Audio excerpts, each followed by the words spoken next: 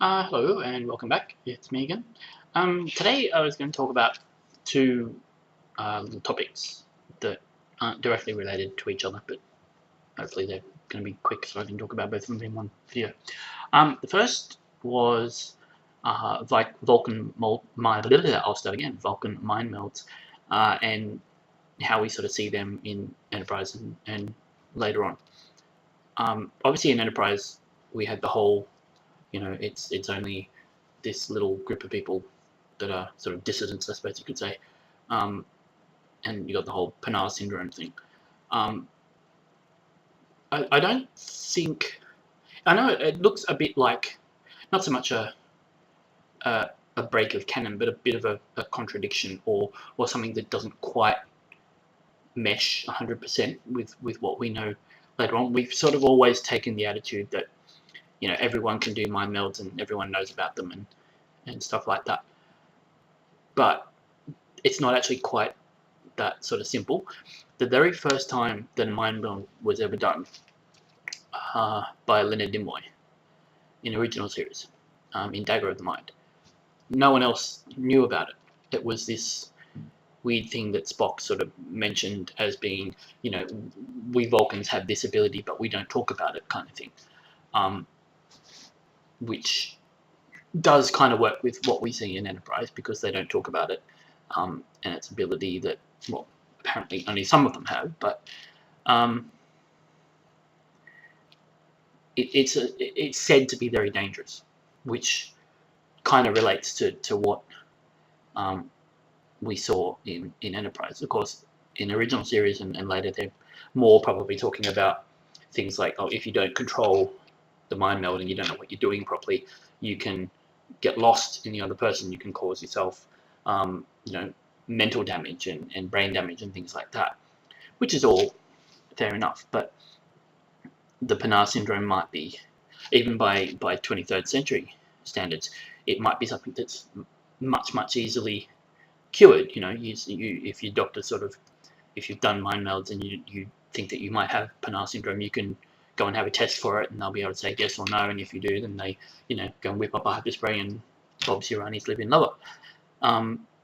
You're done and you're cured. So that in and of itself wouldn't be so much of a problem. I mean, they in the second episode in Enterprise, Stigma, where they have Panar syndrome introduced, there is some research that the Vulcans have done on this, for probably various reasons, but it hasn't progressed very far. Now, we could assume that the events in Stigma are sort of the beginning of a process of, for want of a better pun, destigmifying the whole, melders and Panar syndrome. There's that beginning of challenging the status quo, the attitudes of Vulcan society to these people in this syndrome.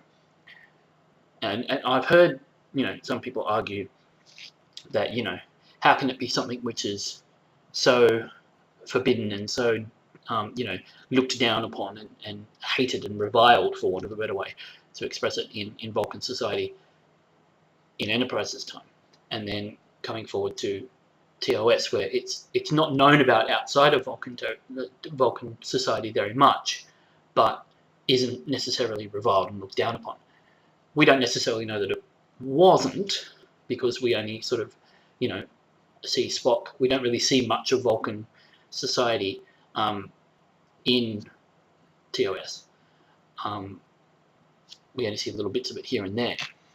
And I mean, Spock does several mind melds, that's true. But, that's 100 years. That's still a long time for a society to change. And, you only have to look at human society and how much we've changed in the last 100 years. I mean, 100 years ago, in a lot of places, women weren't even allowed to vote. And that's just a basic gender change. That's to say nothing of abilities or anything else. There are still countries in the world where women aren't allowed to vote. It's only been 60 or so years since, in most countries that have had black people, where there was no interracial marriage at all. And yet nowadays, in most societies, it's just a fairly normal thing. You don't bat an eyelid at it. You know, interracial marriage was this horrible, terrible thing, and yet now we just say, yeah, so what? You know, we've got the whole thing of people who are gay and things like that who are now challenging the way that society treats them, and things are changing all the time, and we've had that happen in less than a century. Why do we suspect that Vulcan society couldn't do the same thing? It's possible that they couldn't. They're obviously a different society, but I don't see why, if challenged with the logic of it, Vulcans wouldn't just say, well, it is logical to include, all people in our society. That's what we're supposed to do as a society. And we don't know that Pinar syndrome isn't going to suddenly mutate into something which can be transmitted to everyone in every place through some little innocuous, holding hands or something. You don't know what's going to happen around the corner. It would be logical to assume that attempting at least to cure any condition and to adjust the thinking of society to be more inclusive would be a logical thing. It would fit very well, I think, with the Vulcan philosophy of IDIC, infinite diversity and infinite combinations. You can't have a section of your society that's outcast and ostracized simply because they do something which is different. I mean, everyone does things that are different, even in Vulcan society. We know that to be true. So that was sort of the way I see it. I don't think that there's a major problem with it, the way it's portrayed. Societies evolve all the time, as I said.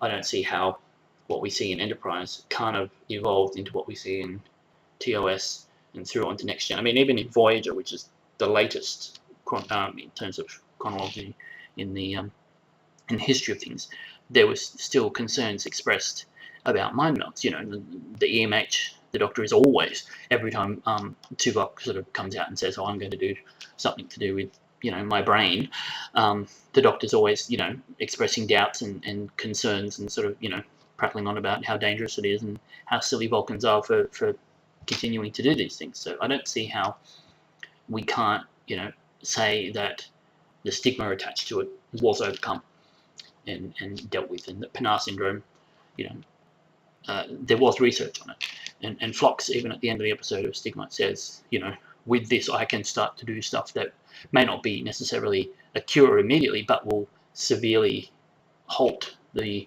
progress of the condition and will be a very serious combatant against it. So I don't see why you can't have other people coming in at later stages and going, well, hang on, if we take this research and add new technologies and new techniques to it, we can push that even further. And then, another 10 years later, someone else comes along and pushes it further again, and so on and so forth, to the point where, there is just a hyper spray that you can just inject with someone and cure them. So, to me at least, that part of it makes sense. The other thing that I was going to talk about was something that's a little bit more abstract. Enterprise itself was, as we all know, set about 100 years before the original series. And when it was first sort of revealed that was what they were going to do, a lot of people, not everyone, but a lot of people carried on and said, oh, that's stupid and silly, and you're going the wrong direction. And up to a point, yeah, I can sort of see that. I agree with that up to a point. At the end of Deep Space Nine, we had this major war that had practically torn the Federation apart. And basically we're left with, we know that the war has ended, but we don't know what comes after. In Voyager we get little bits here and there. Obviously Starfleet and Federation has continued on, we know that. But we don't sort of know what happened, what happened to all the Dominion people that were left in the Alpha Quadrant. And how did the Romulans and the Federation really sort of deal with each other? It seemed, that there had been, the beginnings of friendship, and then, when Nemesis comes along, it's like the Romulans have gotten hidden behind their borders again. How did that happen? But then at the end of that, we obviously have, a new beginning sort of thing. And there were lots of places that could have been explored and continued the story onwards. But to me, going back to Enterprise time wasn't that big a deal. From my point of view, as someone who, for want of a less grandiose term, classifies themselves as a student of history, to me, knowing how you got somewhere is sometimes more important than knowing that you got there. What I mean by that is, in original series, we have the Federation, we have Starfleet. Canon has now put that so that has been around for roughly nearly 100 years at the time of, or around about 100 years at the time of original series. So the Federation's about a century old. And it's working fine, and it works perfectly, and continues to do so all through the movies, all through Next Gen, and all the rest. To me, that's the getting there. That's the we are here point. The journey from where we are today here in the 21st century, or the 20th century as it was then, to that point is actually more important of a story than simply knowing that the Federation got created. Because it's how something like that gets created that dictates how it operates and why it operates and what it does, how it does it. So, we've had illusions that it was to do with the Romulan Wars. Well, so what? There was a war. Whoop-de-doo, there are lots of wars. It doesn't create, intergalactic kind of empires that, united for the common good. It doesn't do, not every war is going to do that. Why did it do that? What was special about this particular war that caused something like the Federation to come into being? That is a really, really important question that has never really had a proper answer. That was the kind of thing that I think Enterprise could have really, really explored if it hadn't been prematurely cancelled. It's those sort of questions. How did humanity get from, what we saw in First Contact with, and beginnings of Next Gen with, devastation on planet Earth through most of the middle of the 21st century, to, having all these cities rebuilt and having a wonderful, inclusive, equal, just, peaceful society, and being able to go on and create something like the Federation. How did that happen? What were the forces? Who were the people that caused that to be? That is so important to understanding what the Federation is, why the Federation is, why the Federation does what it does, why it believes in the things that it believes in. And if you can't answer that question, then it's like not having, I don't know what's like not having, but it's not, you don't have the full story, you don't have the full picture. And to me, it was a good way of potentially explaining some of those things. I mean, there are lots and lots of contradictions throughout all of Trek.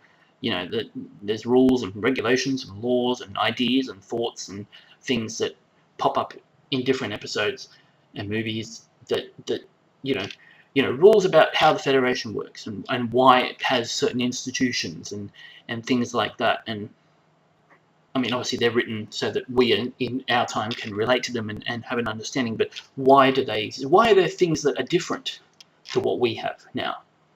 They're the questions that I think could have been asked and to an extent were asked. And that's why I didn't have a problem and still don't have a problem with the way it was, why it was done at that period of time. I think they're very important questions that could have been asked and could have been answered, and to an extent were, but didn't maybe quite have the full answers that we otherwise would have expected.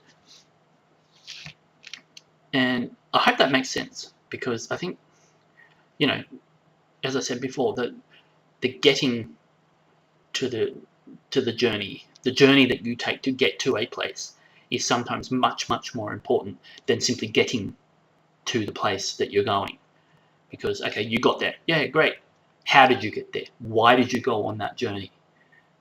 They're the things that make us who we are, if that makes sense. They're the things that define who we are and our actions and how we think and how we feel about things.